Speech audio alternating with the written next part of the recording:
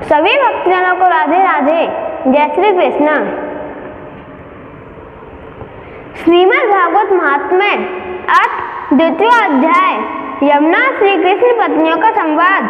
कीर्तन उस समय उद्धव जी का प्रकट होना। ऋषियों ने पूछा, सूत जी अब यह बतलाइए कि परीक्षित और वज्रनाभ इस प्रकार आदेश देकर जब शांडिल्य मुनि अपने आश्रम में को लौट आए तब उन दोनों राजाओं ने कैसे कैसे और कौन कौन सा काम किया। सूत जी कहने लगे, तदंतर महाराज परीक्षित ने इंद्रप्रस्थ दिल्ली से हजारों बड़े बड़े सेठों को बुलवाकर मथुरा में रहने की जगह दी। इनके अतिरिक्त सम्राट परीक्षित ने मथुरा मंडल के ब्राह्मणों तथा प्राचीन वानरों को जो भगवान के बड़े ही प्रेमी थे बुलवाया और उन्हें आदर के योग्य समझकर मथुरा नगरी में बसाया। इस प्रकार राजा परीक्षित की सहायता महर्षि शांडिल्य की कृपा से वज्रनाभ ने क्रमशः उन्हें सभी स्थानों की खोज की जहाँ भगवान श्री कृष्ण अपने प्रेमी गोपियों के साथ नाना प्रकार की लीला करते थे। लीला स्थानों का ठीक निश्चय हो जाने पर उन्होंने वहाँ की लीला के अनुसार उस स्थान का नामकरण किया, भगवान के लीला विग्रहों की स्थापना की तथा उन स्थानों पर अनेकों गांव बसाए। स्थान स्थान पर भगवान के नाम से कुंड और कुएं खुदवाए, कुंज और बगीचे लगवाए, शिव आदि देवताओं की स्थापना की, गोविंद देव, हरिदेव आदि नामों से भगवत विग्रह स्थापित किए। इन सब शुभ कर्मों के द्वारा वज्रनाभ ने अपने राज्य में सब एकमात्र श्री कृष्ण भक्ति का प्रचार किया और बड़े ही आनंदित हुए। उनके प्रजाजनों को भी बड़ा आनंद था। वे सदा भगवान के मधुर नाम तथा लीलाओं के कीर्तन में संलग्न हो परमानंद के समुद्र में डूब रहे थे और सदा ही वज्रनाभ के राज्य की प्रशंसा किया करते थे। एक दिन भगवान श्री कृष्ण की विरह वेदना से व्याकुल 16,000 रानियां अपने प्रियतम पतिदेव की चतुर पटरानी कालिंदी यमुना जी को आनंदित देखकर सरल भाव से उनसे पूछने लगी। उनके मन में सौत्या राह का लेस मात्र भी नहीं था। श्री कृष्ण की रानियों ने कहा, बहन कालिंदी, जैसे हम सब श्री कृष्ण की धर्म पत्नी हैं वैसे तुम भी तो हो। हम तो उनकी विरह अग्नि में जली जा रही हैं। उनके दुख से हमारा हृदय व्यथित हो रहा है, किंतु तुम्हारी यह स्थिति नहीं है। तुम प्रसन्न हो, इसका क्या कारण है? कल्याणी, कुछ बताओ तो सही। उनका प्रश्न सुनकर यमुना जी हंस पड़ी, साथ ही यह सोचकर कि मेरे प्रियतम की पत्नी होने के कारण भी ये मेरी ही बहनें हैं, पिघल गई। उनका हृदय दया से द्रवित हो उठा। अतः वे इस प्रकार कहने लगी। यमुना जी ने कहा, अपनी आत्मा में ही रमण करने के कारण भगवान श्री कृष्ण आत्माराम है और उनकी आत्मा है श्री राधा जी। मैं दासी की भांति उन राधा जी की सेवा करती रहती हूँ। उनकी सेवा का ही यह प्रभाव है कि विरह हमारा स्पर्श नहीं कर सकता। भगवान श्री कृष्ण की जितनी भी रानियां हैं सब की सब श्री राधा जी की अंश का विस्तार है। भगवान श्री कृष्ण और राधा सदा एक दूसरे के सम्मुख हैं।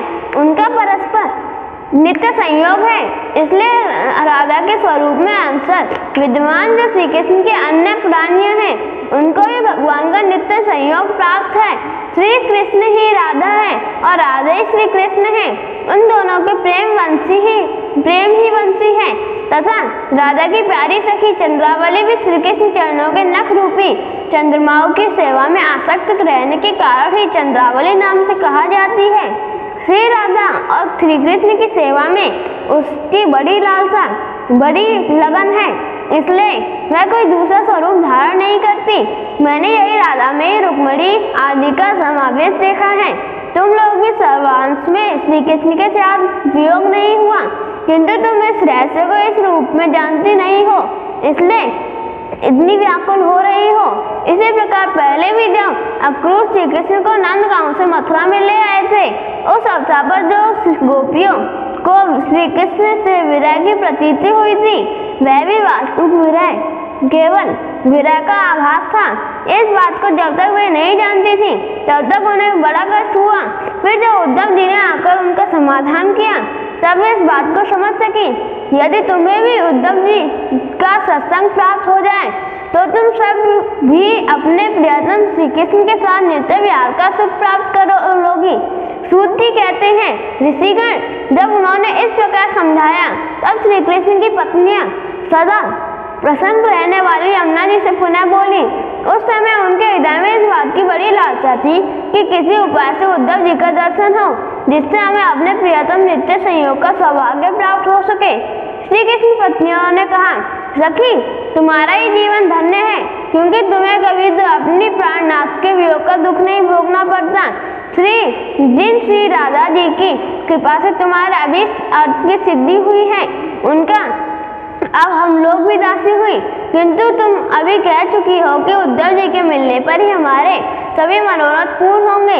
इसलिए कालिंदी, अब ऐसा कोई उपाय बताओ जिससे उद्धव जी भी शीघ्र ही मिल जाएं।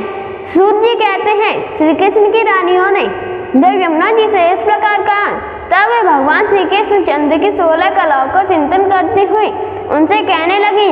जब भगवान श्री कृष्ण अपने परम धाम को पधारने लगे, तब उन्होंने अपने मंत्री उद्धव से कहा, उद्धव, साधना करने की भूमि है बद्री का आश्रम, अतः अपनी साधना पूर्ण करने के लिए तुम वहीं जाओ। भगवान की इस आज्ञा के अनुसार उद्धव जी इस समय अपने साक्षात स्वरूप से बद्री का आश्रम में विराजमान है और वहां जाने वाले जिज्ञासु लोगों को भगवान के बताए हुए ज्ञान का उपदेश करते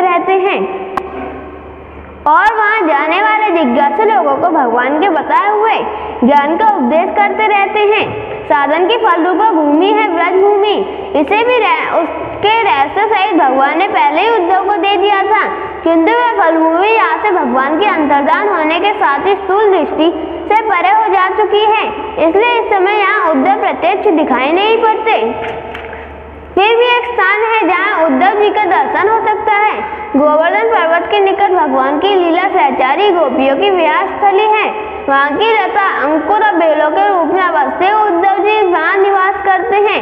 लताओं के रूप में उनके रहने का यही उद्देश्य है कि भगवान की प्रियतमा गोपियों की चरण रज उन पर पड़ती है। उद्धव जी के संबंध में एक निश्चित बात यह भी है कि उन्हें भगवान ने अपना उत्सव स्वरूप प्रदान किया है। भगवान का उत्सव उद्धव जी का अंग है, वे उससे अलग नहीं रह सकते। इसलिए अब तुम लोग वज्र नाव को साथ लेकर वहां जाओ और कुसुम सरोवर के पास ठहरो।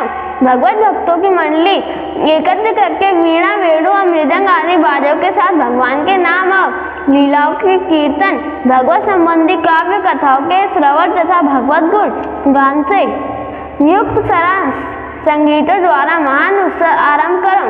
इस प्रकार जब इस महान उत्सव का विस्तार होगा, तब निश्चय है कि वहाँ उद्धव जी का दर्शन मिलेगा। वे भलीभांति तुम सब लोगों के मनोरथ पूर्ण करेंगे। सूत जी कहते हैं, यमुना जी की बताई हुई बातें सुनकर श्री कृष्ण की रानियां बहुत प्रसन्न हुई। उन्होंने यमुना जी को प्रणाम किया और वहां से लौटकर वज्र नाव तथा परीक्षित से वे सारी बातें कह सुनाई। सब बातें सुनकर परीक्षित को बड़ी प्रसन्नता हुई और उन्होंने वज्रनाभ तथा श्री कृष्ण पत्नियों को उसी समय साथ ले उस स्थान पर पहुंचकर तत्काल वह सब कार्य आरंभ करवा दिया जो कि यमुना जी ने बताया था। गोवर्धन के निकट वृंदावन के भीतर कुसुम सरोवर पर जो सखियों की विहार स्थली है, वही वहाँ है श्री कृष्ण कीर्तन का उत्सव आरंभ हुआ। वृषभानु नंदिनी राधा जी तथा उनके प्रियतम श्री कृष्ण की वह लीला भूमि जब साक्षात संकीर्तन की शोभा से संपन्न हो गई, उस समय वहाँ रहने वाले सभी भक्तजन एकाग्र हो गए। उनकी दृष्टि, उनके मन की वृत्ति कहीं अन्यत्र न जाती थी। तदंतर सबके देखते देखते वहाँ फैले हुए तृण, गुण और लताओं के समूह से प्रकट होकर श्री उद्धव जी सबके सामने आए। उनका शरीर श्याम वर्ण था, उस पर पीतांबर शोभा पा रहा था।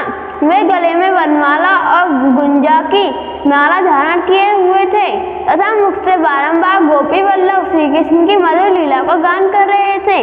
उद्धव जी के आगमन से उस संकीर्तन उत्सव की शोभा कई गुना बढ़ गई। जैसे स्फटिक मणि बनी हुई अट्टालिका की छत पर चांदनी छिटकने से उसकी शोभा बहुत बढ़ जाती है। और उस समय सभी लोग आनंद के समुद्र में निमग्न हो अपना सब कुछ भूल गए, सुध बुध खो बैठे। थोड़ी देर बाद जब उनकी चेतना दिव्य लोक से नीचे आई, अर्थात जब उन्हें होश हुए, तब उद्धव जी को भगवान श्री कृष्ण के स्वरूप में उपस्थित देख अपना मनोरथ पूर्ण हो जाने के कारण प्रसन्न वे उनकी पूजा करने लगे।